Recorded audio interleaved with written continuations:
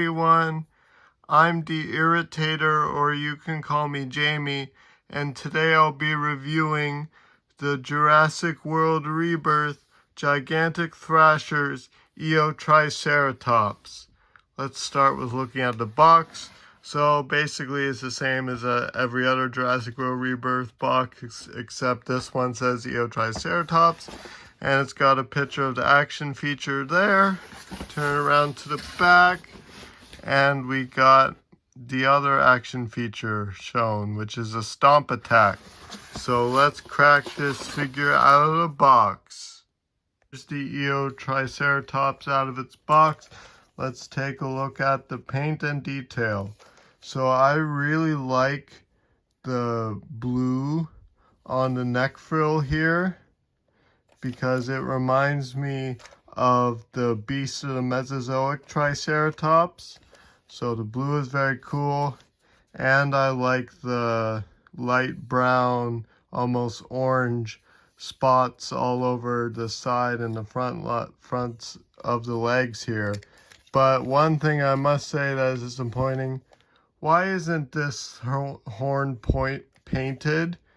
I mean, look at this. The two brow horns are painted bone color, but they couldn't paint the smaller horn here. I mean, it does have 3 horns. You should paint them all, and I wish they'd paint these horns back here on the cheeks as well. They're not painted either, but oh well. Because I can't complain too much for a mass-produced figure. I could also complain about how the mouth doesn't have any articulation, but most of their ceratopsian figures from Mattel don't have any mouth articulation, so I guess I shouldn't be expecting it at this point. But anyways, the detail looks pretty good. I like the larger scales dotted throughout, and on the underside I like how the scan code is on the bottom of the feet now. So the paint job's good. I just wish that this horn was painted. So now let's look at the action feature. So by moving the tail down, it can move the head up and down like it's thrashing through an opponent, you know, lifting its head up, goring its opponent with its horns. And then when you pull the tail up, it does the same thing but downwards. So it's slashing downwards. And then the really cool action feature is you twist the tail side to side. I might have to hold it for this, but it does a stomp attack. Now that's pretty cool. I think this is the first ceratopsian in the line to have a stomp attack. That is so cool. So like on flat surface, and then bam, stomp attack. It's kind of hard to do on the bed sheet, but yep, stomp attack. That's pretty cool. Nice action feature. So now let's go over articulation.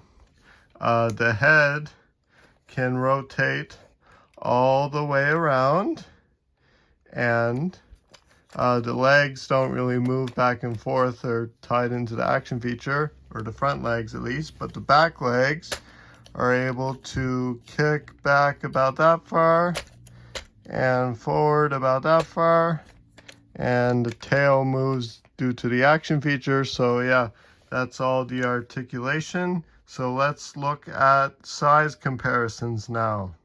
Here is the Eotriceratops next to the other Jurassic World Rebirth figures I own, that being the Tyrannotitan, Maiasaura, and Utahraptor.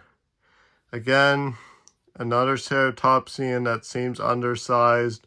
I'm pretty sure that Eotriceratops is the largest ceratopsian of all time, but again, it's just too small, and you'll see in the next size comparison.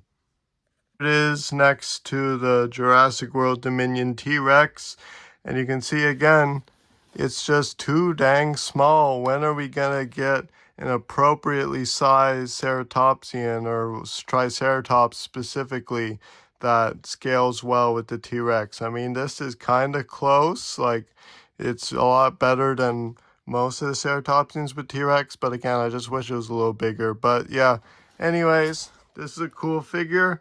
I'm glad I own it. Let me know what you guys think about this figure in the comments below. Thanks for watching. See you in the next video. Bye.